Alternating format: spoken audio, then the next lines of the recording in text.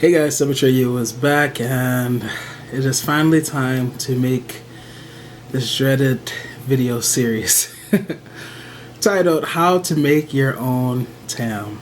Yes, I've been wanting to do this for several months now, but I know just how arduous of a task it'll be, or at least I'm thinking it's gonna be.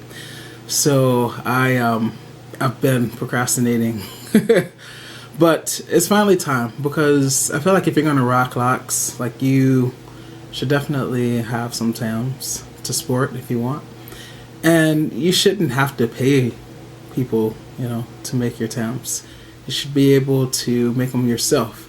So I kind of want to teach you guys how to fish, since I don't, deliver fish basically.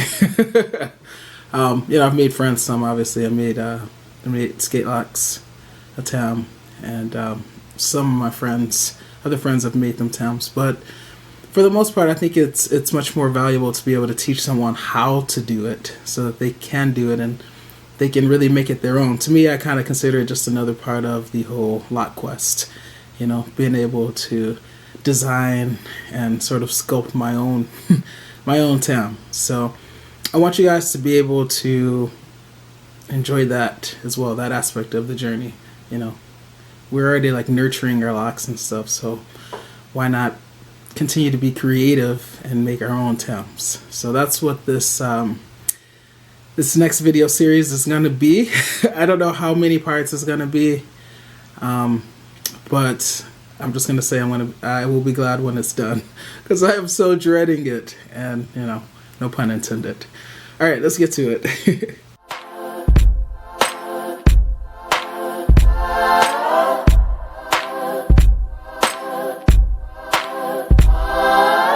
So before I get to what you're going to need, I just want to show you a few of the Tams that I've made. And you've seen me wearing, these. But basically, this one was made with a multicolor yarn. So, as you pull the yarn, it changes color. And this was like the sort of design that it made. With this Tam, this is 4 different yarns, 4 different colors. You got like the purple, the maroon, the burnt orange, and the brown. So I actually had to change yarns when I made this. I had to change it 3 times. I started with this one, and I changed it to burnt orange, to maroon, and to the purple. This one was predominantly one color. This, like, I don't know what color to call that. It's like a dusty tan, maybe, or darker than tan. I don't know. But yeah, it was that, and I just kind of sprinkled 1 row of black here, 1 row of black there, and 1 row of black there. And you can strategically place, where you want these colors to be, or if you want it all one color, that's fine as well. I've made some of those that I've given away. I don't think I have any solid color ones at the moment, but it's just to show you the different things that you can do. This one used a variegated yarn, so it's a little bit different than the multicolor yarn. If you look here, you see how each of these, like, each strand is kind of made of different colors itself. So it's almost like it took pieces of different color yarns and kind of stripped them down, and then took them and put them together. And so if you actually saw the yarn, like, it's multicolors. It's like 3 and 4 colors. So and then I used the solid brown. So I started with the solid brown, and then as I was getting closer to the end, about halfway, I changed color to that variegated yarn, and then I created a border back with the brown. So yeah, you can be as creative. You can make whatever designs you want. You can use whatever type of yarn you want. This was another one. This was one of the first ones I made. It's definitely one of my favorites. One of the ones where it's like a multicolored yarn. So you have one color, and then after a certain distance, certain length, the yarn, that same one string changes to a different color. And That's how you get these multiple colors. Same yarn, same type of yarn I should say, multicolor. I was feeling kind of crazy and sort of clownish when I bought this yarn, so I was like, yeah, let me rock a tam that has these crazy bright colors, because I'm dark skinned, so you know they say that that light colors look good on dark skinned people. And then you know, the Pan-African colors. So this one used 3 different types of yarn: green, red, and black. And yeah. And then lastly, the last one that I have here is another one of the Pan-African tams, but it includes yellow.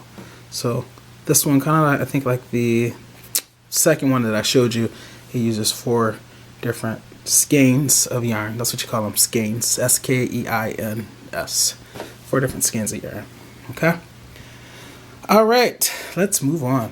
So before I get into this, I just want to say, for anybody, you know, any of the dudes out here who thinks that like crocheting or knitting or whatever is like for girls only, like, come join us in the 21st century. There are a lot of dudes that know how to do those things, and they're some of the most macho men I know. So yeah, I mean, really, you're gonna let some craft that you do like inform your sexual orientation or your masculinity? Like, that's, how ridiculous is that? So if you are, you know, worried about how you're gonna look if you know, take up crocheting or start crocheting your own tams, like, don't worry about it. It's not even that deep, and who cares what other people think about you? The fact remains that you're making your own tams the way you want them, and you're saving money. So, and who knows, people might start wanting you to make them tams, and so you can even make money. Me personally, I don't like to you know, sell tams. Like, I'm not trying to create a business from it or anything. I just like to do it in my leisure, and also I like to do it when I want to rock a certain color tam or a certain design tam. So yeah, so don't be self-conscious about learning how to crochet. And it's not as hard as it looks. Alright, so now that I've gotten that out of the way, the housekeeping if you will, I want to show you some of the things that you're going to need. Alright, the first one is you're going to need 1 skein of yarn, at least 1. If you only want it 1 color, that's fine. Just get 1 skein of yarn, and this is what it looks like. I'm in the north, and I have Meyer. They sell this yarn at like Meyer, any like sort of art and craft store. You can find all types of yarn, and they get pretty exotic in those types of stores. But you need 1 of these, okay? And also, if you look on here, it'll tell you what size hook to use. In fact, you see it says US H, also 5 millimeters. So hooks are labeled by a letter of the alphabet, but also by a number. So let me rotate this and zoom in a little bit. Hopefully it'll stay clear. Alright, so go back a little bit. Alright, so this tells you that this yarn is medium. It's a medium size thread. Here where you see 2 needles, those are knitting needles, okay? Notice they don't have a hook on the point, right? On the ends, it's just a point. So those are knitting needles, and we're not going to be using knitting needles because we're not knitting in these tams. We're going to be crocheting them, okay? Crocheting uses a hook, and it also uses US 8 or H, okay?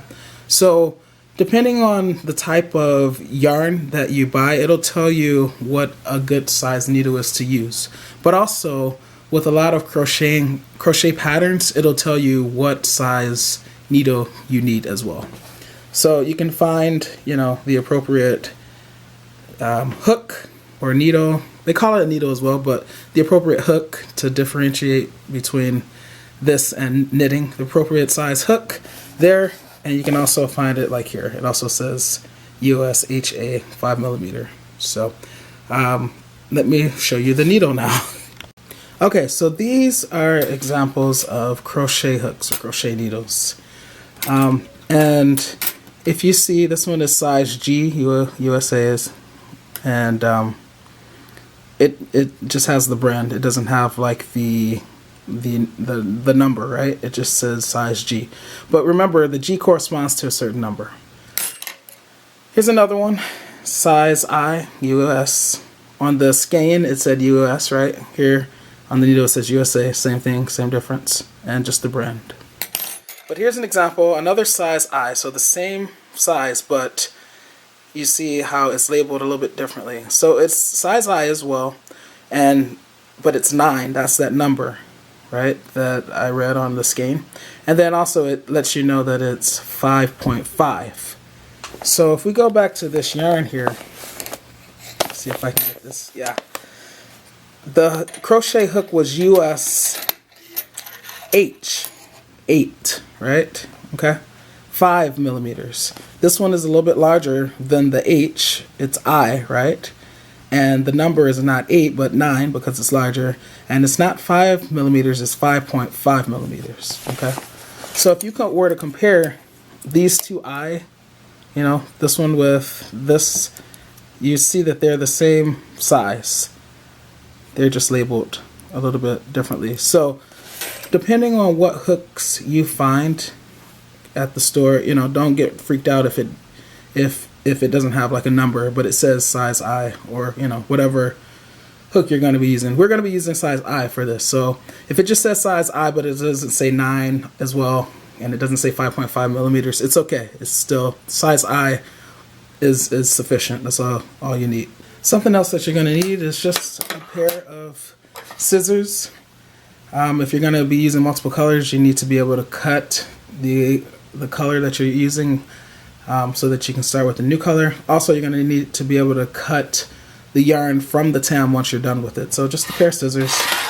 And then these darning needles or weaving needles. Basically, you use these to weave in the excess yarn that you have at the end of the tam into the body of the tam so that it's not really visible. And you don't need 3 of them. I just have different sizes. I think my favorite one is this one because it has the biggest eye, so it's easiest to get the yarn through that versus, say, this one, right? And this one it has a bigger eye as well, but it's not as big as that one. And then it's really long, so it can be kind of awkward to work with. I found this one last, which is why I have 3 versus 1, because if I had just found this one, I wouldn't have bought those, but you know, whatever. So yeah, you need this. Okay, so when you first buy a skein of yarn, basically it's going to have 2 ends. One will be on the outside and one is going to be on the inside. I prefer to work with the yarn, the tail that's on the inside, because when you pull it, it stays pretty much stationary. But if you use the one on the outside, then it causes it to roll around. So it can be kind of hard to find the tail on the inside. So what I like to do is I kind of like to see where this one goes. I like to try to find out where this one is coming from, the one that's on the outside. So I unravel it, and it seems like it's on the outside, because sometimes the outside one will be tied with attached sort of with the one on the inside, and then when you pull the outside one, it'll pull out the inside one. Hopefully that wasn't too confusing. But it doesn't seem like that's the case for this game. So sometimes I like to dig my finger. This sounds really bad. Get your minds out of the gutter, people. In this hole to see if I can find it that way.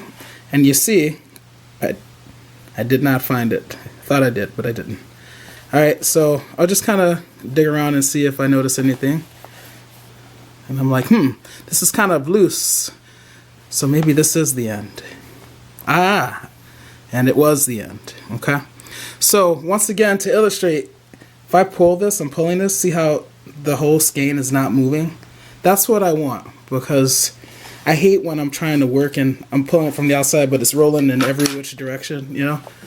So I like to, you know, wrap that back around so it's kind of out of the way, and then I'm going to be working with the tail that comes from the inside.